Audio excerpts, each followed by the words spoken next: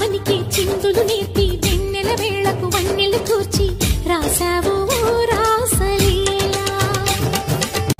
ఒక పక్కన రక్కసి మూకలతో సమరాలను చేశావు, ఈ పక్కన చక్కని చుక్కలకి మరి తీరలు దోచి